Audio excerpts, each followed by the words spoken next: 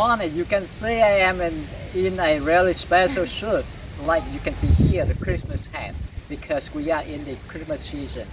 And today I have a very special guest, a really beautiful woman sit beside me on the left. And so she is in the traditional long dress, Vietnamese traditional long dress, really beautiful. And so, hello, my beauty. Hello, Mr. K. Hello, everyone. Could you tell us a little bit, introduce a little bit about yourself? My full name is Nguyễn. I am 34 years old. I am a master of high school, and right now I am living with my mother. Yes, so it's a lot of wind today, so I hope you can hear clearly what we are talking about. And so, Tommy is also a person with disability, but she has overcome a lot of challenges, and she has have a lot of achievement. And I really want to know how she overcome, how to manage to have a kind of like. So now I think it's go straight to the conversation to help you understand more about her. Could you tell us a little bit about the reason why you have disability and what difficulties did you have in your life? I am a disabled person, and I had an accident in 2009. After that, I graduated university, and I taught in the poor district of my province. I still remember exactly about that day. I rode my motorbike, and after that I had accident. And the result of this terrible accident, I lost my left leg. I became disabled person with this situation. So you can imagine that I met many difficulties and challenges in my life. About my difficulties, it comes from my life. I need to learn the way to deal happy development, especially about worrying and working with the processes. It is so hard with me. I fell down many times. And besides that, I also met difficulties with the teaching, with studying, and many activities. I also met difficulties with the other eyes of many people. Could you tell more about it? Could you tell more about the eyes of the society after you have disability? Yeah. I have many difficulties with the eyes of many people, but at that time I want to share with you some of them.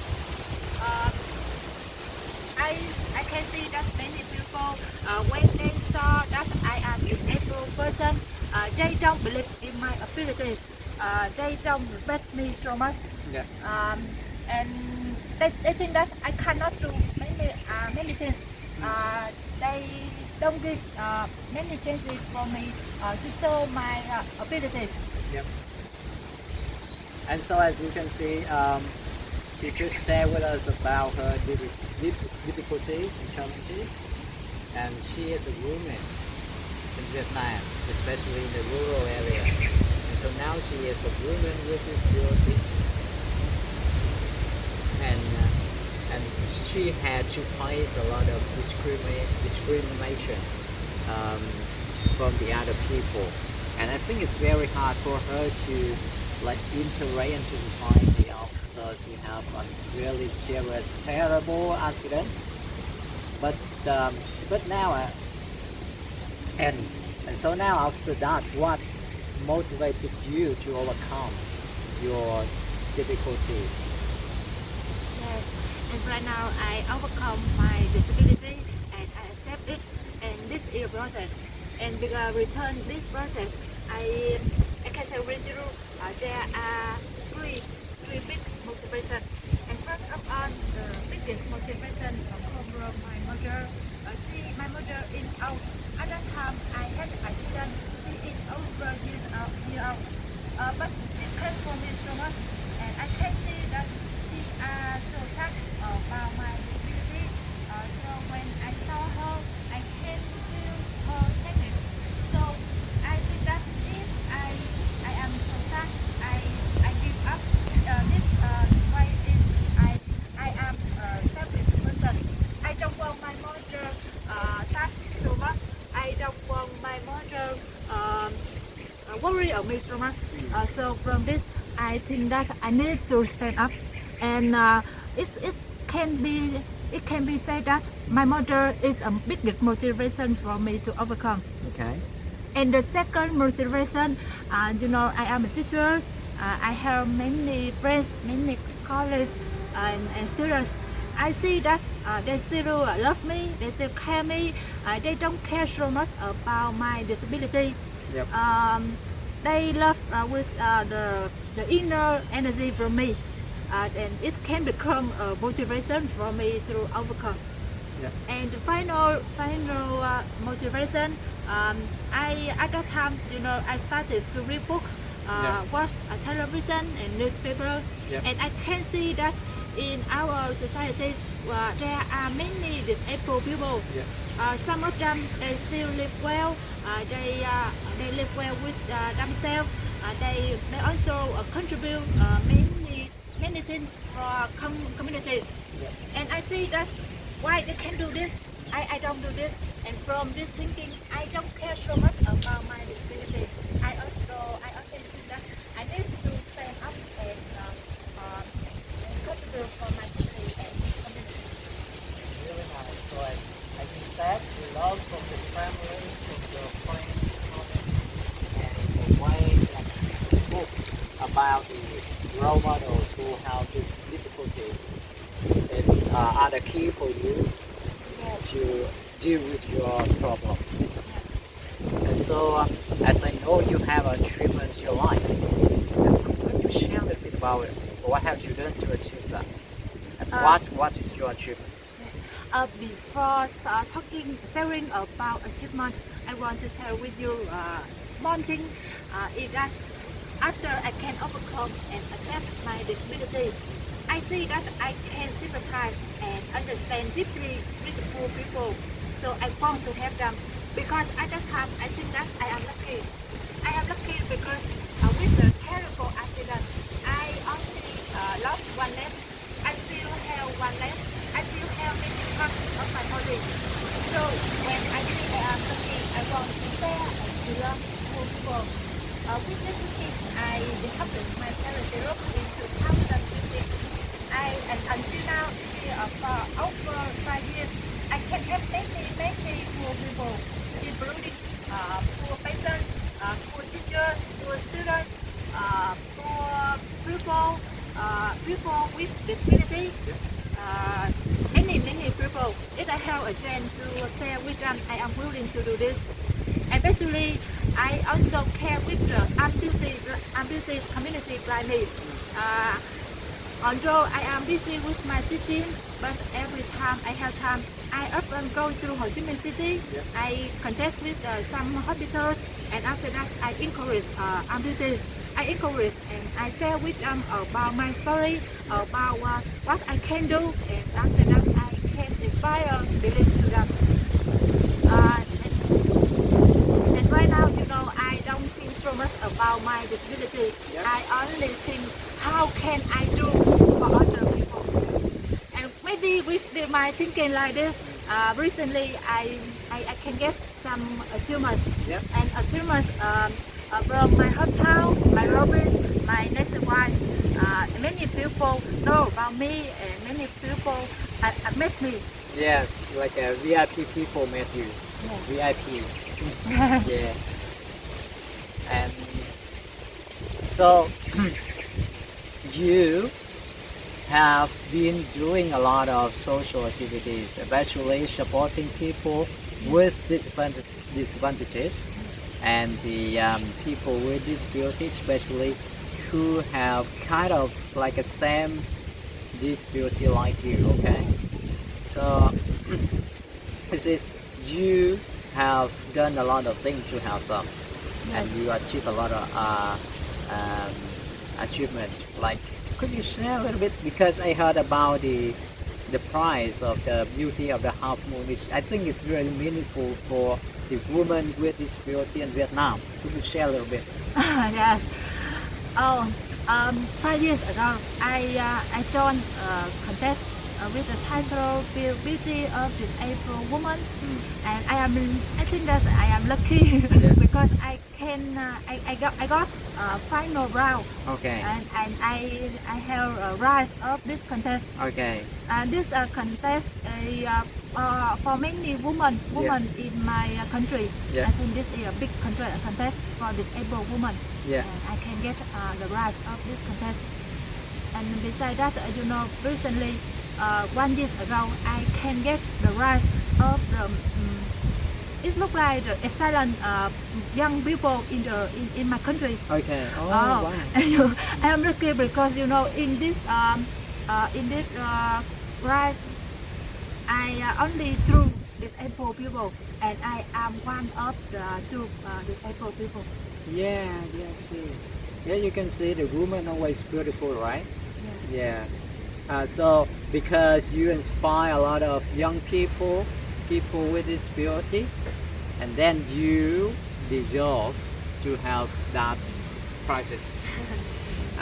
Not only in your hometown and in Vietnam also, but also in Vietnam. And so we are talking a lot about your social activities. Could you share a little bit your daily life? Because as I know, you are really busy and you do a lot of things. And so I'm so curious about how you can manage your time. To be honest, you say right. Because I am so busy with many activities. I am a teacher at school. I think at home to earn money for my family. I also join many social activities. I also create many activities for my students. I join some activities from the youth union. Besides that, I also improve myself by reading books, doing exercise, cooking, and studying English. Oh wow! Yeah. It means I have many activities one day. Okay. So about my tip, to control my time is every time I make a schedule. For example, today I will make a schedule last night, and about my schedule I will write detail about the time I got up, and after that what I can do. For example, today I made a schedule that I get up at 5:15 a.m. and after that I listening to English. I study English about 40 minutes, and after that I prepare for breakfast, and after that I will do exercise. I take a shower. I take a shower. I have breakfast and I go to school. Okay. Wow. Oh, I couldn't imagine. As you said, you do a lot of things like reading books, doing exercise, teaching, doing your social activities, and the other thing as well. And the key for it, the tip for it is you make a plan the day before. Yes, Yeah. I make a plan The day before. Okay, yes. And I have discipline to do this. Yeah, you really disciplined, okay? Yeah, and as you can see, her English now is really, I think it's improving compared with the last time I met her some years ago. It's very hard at that time it was hard for her to speak out, but today I think she speaks English really fluently, right? And so far she just like a self-study, okay? Yes. She self-study just at home, and it's just a really great result because with her English and her effort can go far away in the world. I think it's like her voice now is going overseas, and people from everywhere in the world can know about her, one of the the greatest women. And so now we are going to the end of the show. So could you just one thing? Could you tell us one of your messages to the other audience? Because I believe we have like a young and then young audience and people with disability listen to this show. And could you tell us? Before I give in a message, because you mentioned about my learning English, so I want to share a little bit about this. My main purpose for studying English is I want to help many people, because I think that when my English is better, it's a chance for me to communicate with many people in the world. Yeah, And exactly. this is a good right, a good chance for me to help other people. Yeah. Yeah. So I can study English every day. Every day, okay. Yes. Okay. Yep. And return about the message. And today with our talk show, I want to give a message to all of you. In our life, we met many difficulties and challenges, many unexpected things. But this is natural. I hope that every time you met difficulties, instead of you are worried so much about this, you are scared about this.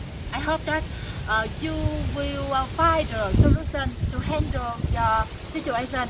And besides that, you need to believe in yourself. You need to improve yourself. And I hope that I am sure one day, many good chances will come with you if you never give up and you believe in yourself. Oh, really great message. And you said like don't give up. Yes, don't give Please believe in yourself, and you will improve yourself. And please be confident. Just focus on your final target. up. Yes. Yes, this can give you energy to overcome anything. Yes. Thank you so much. And so, really happy to have you here today and to share really valuable lessons to me and other people, I believe. And so far it's like, I think it's the video quite long, but I think everyone needs to know more about her, but the clip quite long today, and maybe in the other show, or I will give her Facebook link on the video, and you can contact her in English, and you and her can communicate together, okay? And so thank you so much for watching and listening to our show, and have a good time. Thank you. I love you all. And goodbye.